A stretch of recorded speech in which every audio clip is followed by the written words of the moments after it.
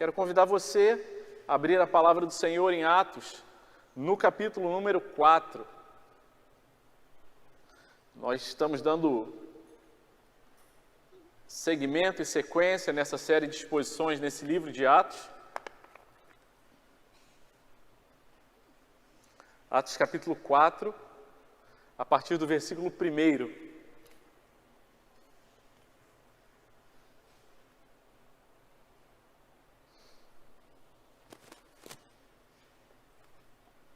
A palavra de Deus diz assim, acompanhe a leitura. Enquanto Pedro e João ainda falavam ao povo, chegaram o sacerdote, o capitão do templo e os saduceus, ressentidos, porque os apóstolos estavam ensinando o povo e anunciando em Jesus a ressurreição dentre os mortos. Prenderam Pedro e João e os recolheram ao cárcere até o dia seguinte, pois já era tarde. Porém, muitos dos que ouviram a palavra creram, subindo o número desses homens a quase 5.000.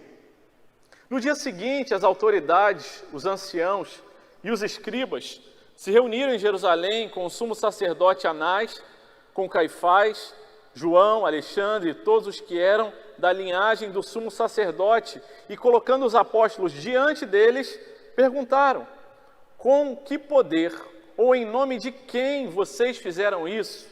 Aleluia! Então Pedro, cheio do Espírito Santo, lhes disse: autoridades do povo e anciãos, visto que hoje somos interrogados a propósito do benefício feito a um homem enfermo e do modo como ele foi curado, saibam os senhores todos e todo o povo de Israel, que em nome de Jesus Cristo Nazareno, a quem vocês crucificaram e a quem Deus ressuscitou dentre os mortos, sim, em seu nome é que este está curado na presença de vocês.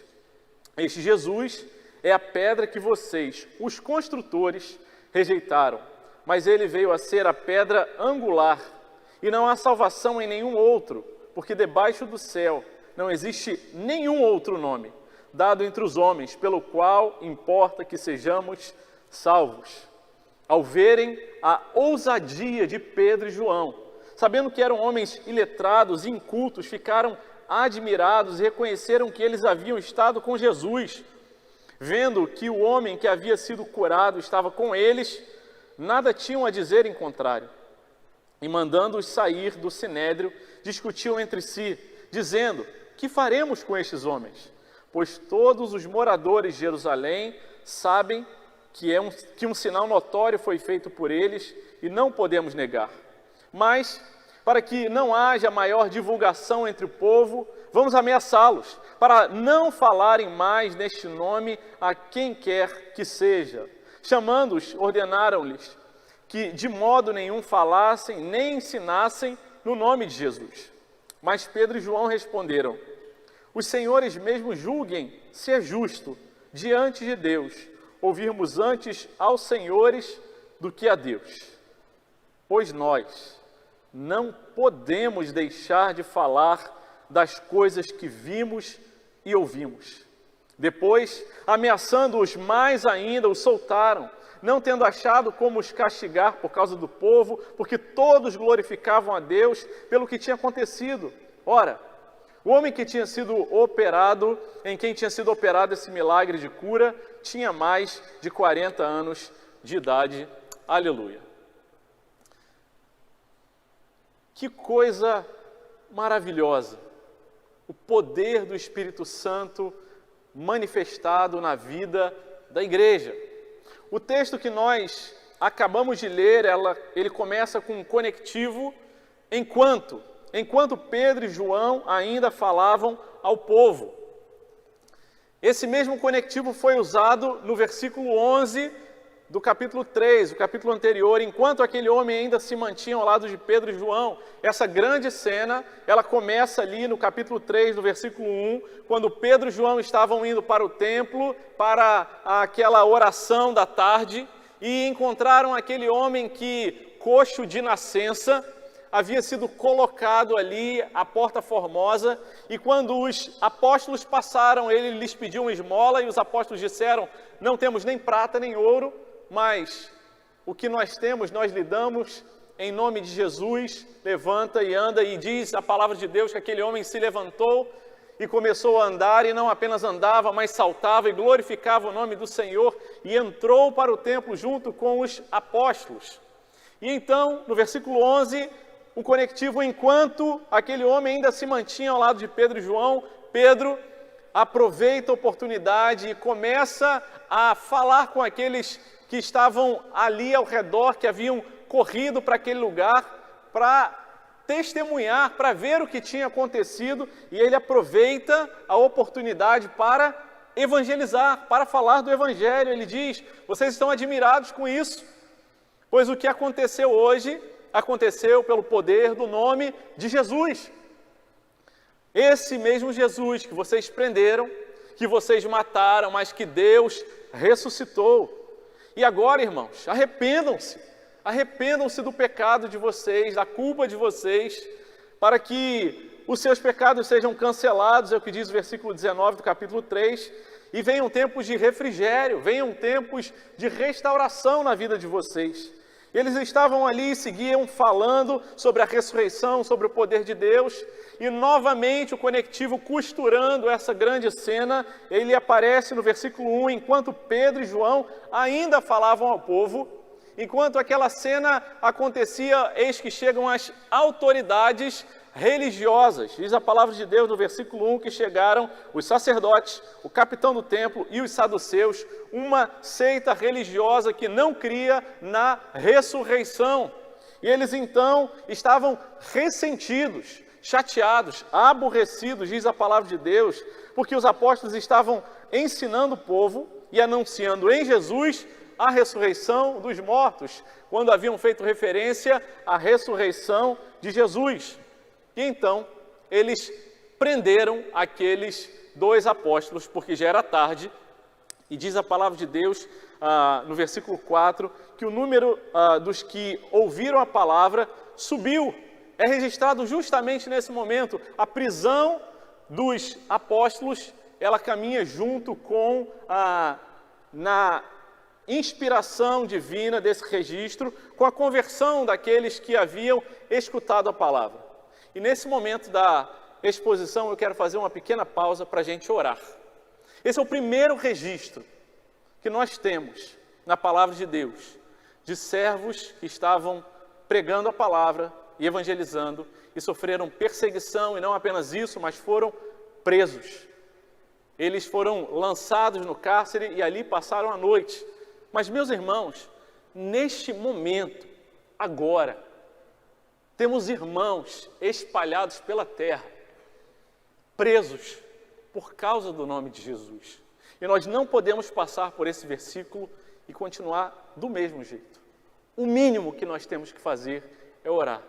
Eu quero convidar você nessa hora, agora mesmo, a fechar os seus olhos, a baixar a sua cabeça e orarmos juntos por esses irmãos. Deus, nós louvamos ao Senhor por esse registro da Tua palavra. Os primeiros crentes, os primeiros cristãos a serem presos. Mas isso ainda acontece no dia de hoje. E tem muita gente presa. Aqueles que foram registrados e aqueles que sequer nós sabemos. Pais que foram separados das suas famílias, esposas que foram presas, violentadas, crianças, crentes, cristãos que nessa hora, porque não negaram o nome de Jesus, estão presos, condenados, esperando o dia da sua execução. E Deus, nós pedimos, Espírito Santo, visita esses irmãos e essas irmãs com força, renova a fé deles, em nome de Jesus. Senhor, guarda essas vidas, Pai, em nome de Jesus. Dá graça para que eles permaneçam fiéis ao Senhor, em nome de Jesus. Senhor, que não nos esqueçamos dele, mas que o Teu Espírito Santo nos traga diariamente a lembrança e a intercessão por eles, Pai, em nome de Jesus. Senhor, aqueles irmãos, alguns nós conhecemos o nome, já estiveram nessa igreja, já testemunharam, mas há outros, Pai, anônimos, há outros que a saúde está debilitada, que há muito tempo não comem, mas que têm permanecido firmes. Deus, dá graça a esses Teus filhos. Nós oramos assim, em nome de Jesus. Amém. Amém. A palavra de Deus diz que aqueles que estavam ali presos foram presos por causa do anúncio do Evangelho. E nós temos diariamente, diante de nós, desafios, ameaças, lutas, perseguições até, por causa do Evangelho. Nós vivemos num país em que nós temos a liberdade de fazer o que nós estamos fazendo agora, transmitindo pela internet, sem risco. Isso, às vezes, numa configuração e num ambiente de segurança, de conforto, nos faz esquecer de que existem homens e mulheres que têm pago o preço, que Deus tem dado força a eles. Mas fato é que todos nós, se em alguma medida queremos ter uma vida piedosa, o que diz a palavra de Deus, todos aqueles que quiserem viver piedosamente serão perseguidos em algum momento da nossa vida, em nossas decisões, em nossos relacionamentos, precisaremos lidar com algum tipo de ameaça, perseguição, no mínimo desconforto por causa da nossa fé. E a pergunta que nós precisamos fazer é: como reagiremos diante das ameaças? O texto vem mostrar para a gente o que aconteceu com aqueles irmãos, os primeiros a serem presos, a terem a honra de terem a sua liberdade cerceada por causa do nome de Jesus. E, meus irmãos, precisamos corar de vergonha, porque muitas vezes, por desconfortos mínimos, por uma palavra que não foi bem colocada, uma crítica um pouco mais ácida, nós já nos desanimamos da nossa fé.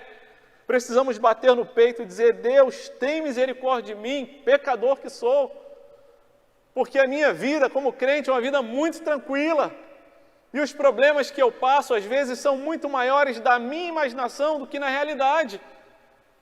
E nós precisamos, pela graça de Deus, aprender com o exemplo dos nossos irmãos que ali foram presos. Eles haviam evangelizado, e a linha de argumentação é sempre a mesma. No primeiro e nesse segundo discurso, no primeiro discurso, na primeira pregação registrada no capítulo 2, depois no capítulo 3, ele fala: olha, o que aconteceu, o derramar do Espírito Santo, a cura desse homem aconteceu porque foi plano de Deus, mas vocês mataram a Jesus, mas Deus o ressuscitou. É a mesma linha de raciocínio, e de igual forma nós temos sido lembrados pela palavra de Deus. Quando nós pecamos, quando nós decidimos controlar a nossa própria vida, nós estamos sendo responsabilizados pela morte de Jesus, o nosso pecado. Precisamos nos arrepender e falar: Deus, tem misericórdia da minha vida. Diante das lutas, das ameaças, dos sofrimentos, os apóstolos perseveraram, ficaram firmes, foram fortes e corajosos, não no poder deles, mas no poder do Espírito Santo. A palavra de Deus nos ensina que existem basicamente dois tipos de forma de testemunhar ou de proclamar o Evangelho, a sua fé, aquilo que você afirma crer. E a primeira palavra usada é a palavra martírio, é o testemunho, a proclamação daqueles que não abrem mão com o seu comportamento, com as suas atitudes, da sua fé e daquilo que eles afirmam que creem. É o testemunho do martírio, é o testemunho daquele que diz: olha, se você negar a Jesus, você vai ser liberado desta prisão, desta violência. É só você dizer: eu nego o nome de Jesus, eu não creio mais, eu me enganei, e você vai ser liberado disso. Essa é a primeira forma, é o martírio. A segunda forma, apontada pela palavra de Deus, é a forma do querigma, é a proclamação propriamente dito, com palavras, uma explicação, uma linha argumentativa que explica o que nós cremos e por que nós cremos. E nós vamos encontrar as duas expressões nesse texto, as duas formas de testemunhar nesse texto. E a primeira está justamente no versículo 3. Vamos ler novamente. Versículo 3 diz: prenderam Pedro e João e o recolheram ao cárcere até o dia seguinte, pois já era tarde. Porém, muitos dos que ouviram a palavra creram, subindo o número destes homens a quase 5.000. O testemunho de martírio é o primeiro ponto da nossa mensagem. Ele é poderosamente usado por Deus para a conversão dos eleitos. E a nossa oração é que Deus nos ajude a aprender a sofrer pelo Evangelho. Que Deus nos ajude a aprender, a entender que o sofrimento, as tribulações, as angústias, os padecimentos, as injustiças que nós passamos fazem parte da providência, da soberania e do amor de Deus nas nossas vidas para nos usar como instrumentos para proclamar, mesmo em meio ao sofrimento, as verdades de Deus. O registro da palavra de Deus é inspirado. E cada um dos versículos não apenas foi registrado por obra do Espírito Santo, mas a ordem deles também. Então não é à toa que o versículo 3 diz eles foram presos, e no versículo 4 diz o número dos que creram subiu para 5.000. Ao verem aqueles homens sendo presos e não negando a fé deles, aqueles que haviam anteriormente escutado a palavra, chegaram à conclusão, por operação do Espírito Santo, que o que aqueles homens haviam proclamado deveria ser verdade. Porque se não fosse verdade, se eles de fato não acreditassem, eles não teriam pago aquele alto preço de ter a sua liberdade cerceada e serem lançados no cárcere. Mas eles testemunharam ainda apenas com a sua vida. Prendam-nos, levem-nos ao cárcere, mas não negaremos o nome de Jesus. E Deus usa o testemunho de martírio de forma poderosa para a conversão dos seus eleitos. O testemunho dos crentes, quando eles estão reagindo biblicamente, de acordo com a vontade de Deus, diante do sofrimento. Isso não significa que eles não choram, que eles não ficam angustiados, que eles não têm até às vezes um coração que parece balançar de um lado para o outro, mas eles permanecem firmes. E Deus usa esse momento do sofrimento, esse momento em que o testemunho é um testemunho com a nossa vida, para alcançar aqueles eleitos, aqueles com os quais a gente convive. A palavra de Deus diz em Hebreus, no capítulo 12, que nós temos ali no versículo 1, uma grande nuvem de testemunhas a nos rodear. Gente nos observa, gente que sabe que você é crente, gente que tem conhecimento a respeito da sua fé e está esperando para ver como você reage no dia difícil, no dia da dor, no dia em que você é injustiçado, no dia em que a oportunidade lhe é negado e o seu plano é frustrado. Como você reage quando você é perseguido? Nesse dia, a nossa reação, pela graça de Deus, é usada por Deus para a conversão, para alcançar o coração daqueles que Ele já escolheu. Mas, aleluia, isso não depende da nossa própria força, senão da operação e do poder do Espírito Santo. Que Deus nos ajude a aprender a sofrer pelo Evangelho. Porque nós queremos, e nós vivemos numa sociedade que a todo custo quer evitar o sofrimento. Quer se esgueirar pelo caminho mais fácil. Não quer ser confrontada, não quer ter que passar pelo vale difícil. Nós vivemos nesses tempos em que o sofrimento é uma coisa que, se eu puder evitar todo tipo de dor, sofrimento, eu irei evitar. Mas nós nos esquecemos que há uma teologia do sofrimento. O próprio apóstolo Paulo diz que ele tem a oportunidade de completar os sofrimentos de Jesus e ser usado para que muitos fossem alcançados. Ele mesmo, o apóstolo Paulo, que ficou preso ali por pregar o Evangelho, Deus os usa para proclamar, testemunhar para toda a guarda pretoriana que se revezava em turnos enquanto vigiava na prisão. Deus também quer nos usar em meio ao seu sofrimento. Alguns sofrimentos são mais passageiros, são mais rápidos, mas outros são mais duradouros. Parece que precisamos atravessar ele durante a vida inteira. Deus não esqueceu de você.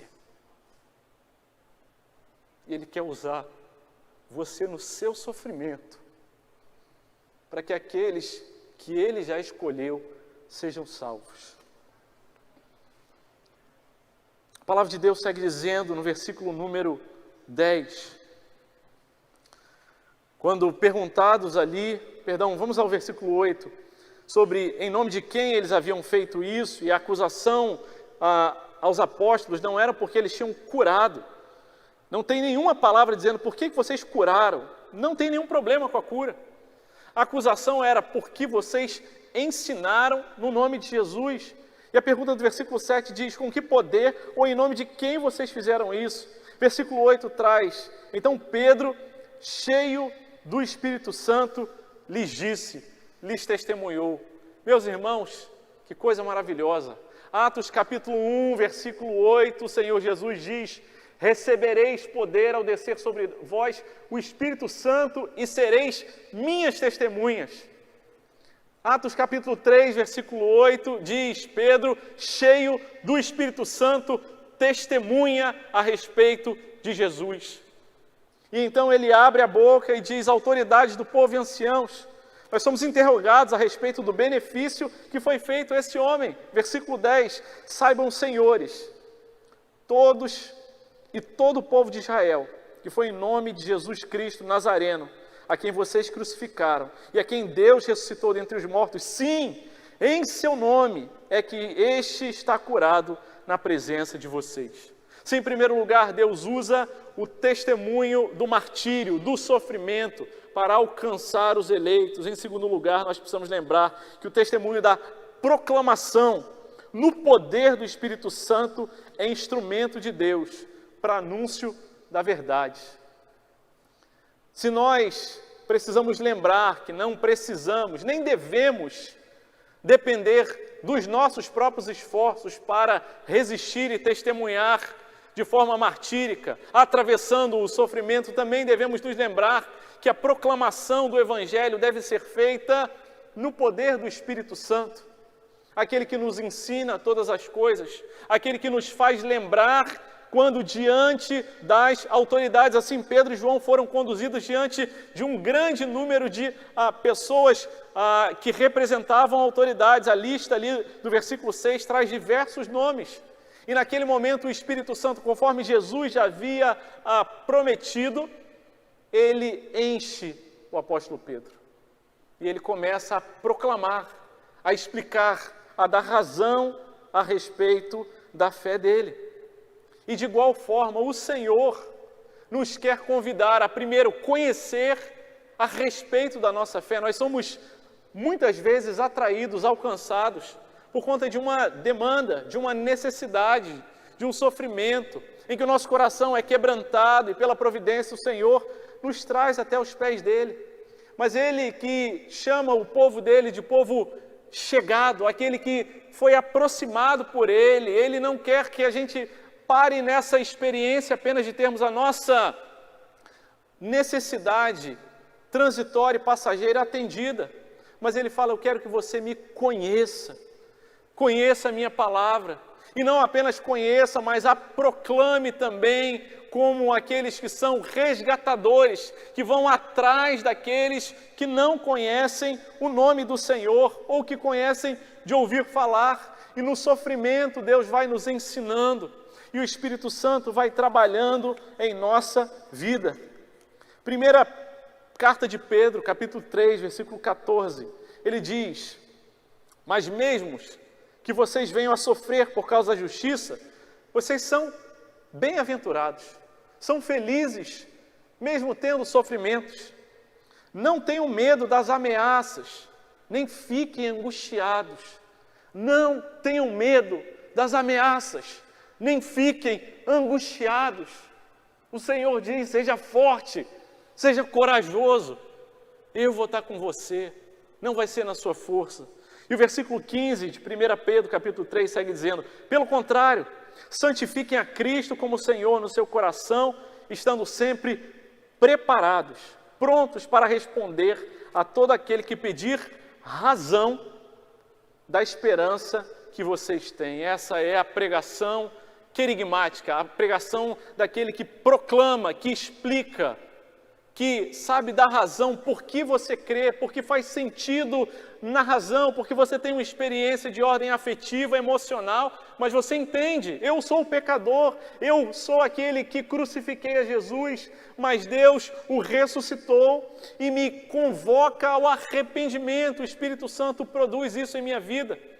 E Deus quer nos usar para proclamar no poder do Espírito Santo o Evangelho.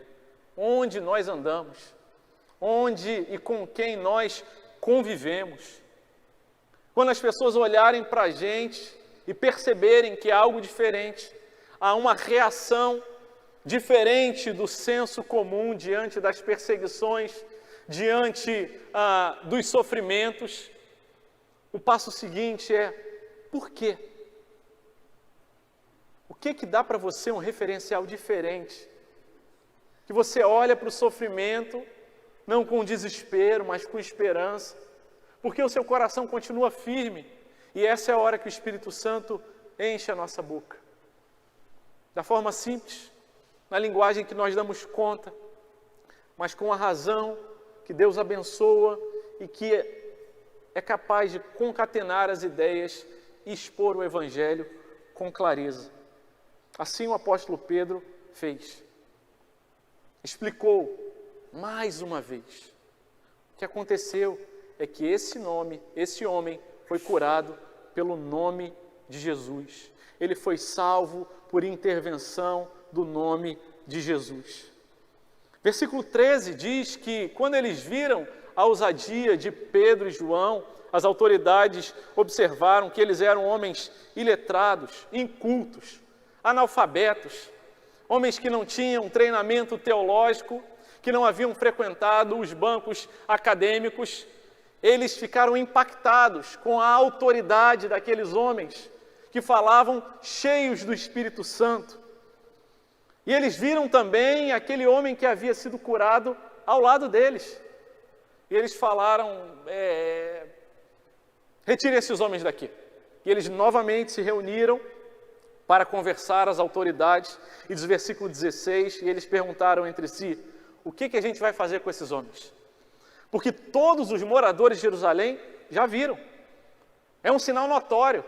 Todo mundo conhecia aquele homem que à porta formosa ele ficava ali pedindo esmolas.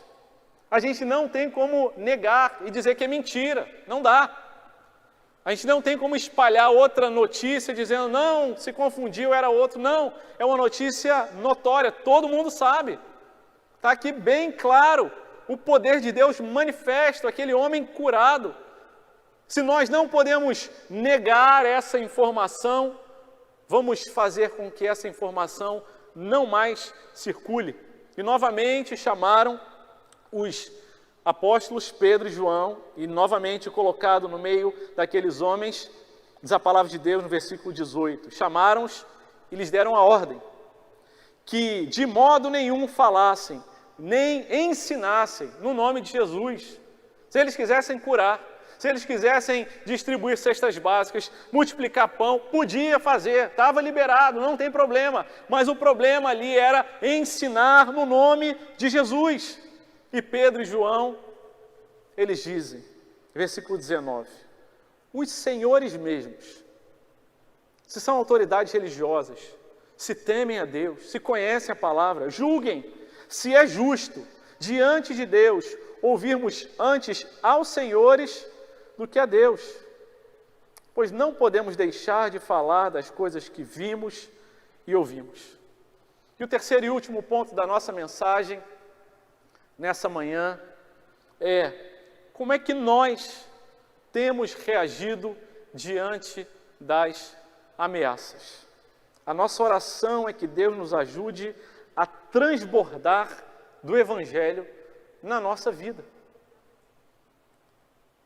A ideia não é que você saia daqui com o coração pesado e cheio de culpa, dizendo: eu não tenho evangelizado, eu não tenho pregado, eu não tenho proclamado o Evangelho, mas a ideia é que o nosso coração de tal maneira seja quebrantado e se renda aos pés do Senhor e diga: Senhor, eu também quero experimentar disso. O Senhor não me chamou apenas para atender às minhas necessidades transitórias, terrenas e passageiras, mas o Senhor me chamou para ser proclamador da Tua palavra. Mas que isso não seja apenas da ordem da obediência racional, mas que o Teu Espírito de tal forma me inunde com a presença do Senhor, que eu possa declarar como declararam os apóstolos. Nós não podemos deixar de falar das coisas que vimos e ouvimos. Nós não podemos deixar de falar daquilo que nós somos testemunhas. E a minha oração pela nossa igreja é que, de igual maneira, nossa experiência, compromisso com Cristo seja dessa ordem, daqueles que ouvem, compreendem racionalmente, que faz sentido a mensagem do Evangelho, mas que não apenas faz sentido racionalmente, mas que testemunham, porque não tem como evitar falar, porque isso transborda, porque isso vai exalando dos poros o bom perfume de Cristo, e não podem deixar de falar e dizer: eu conhecia Deus só de ouvir falar, mas agora os meus olhos veem ao Senhor. É o que afirmou Jó no final daquele tempo de sofrimento dele, ali na última parte do livro de Jó.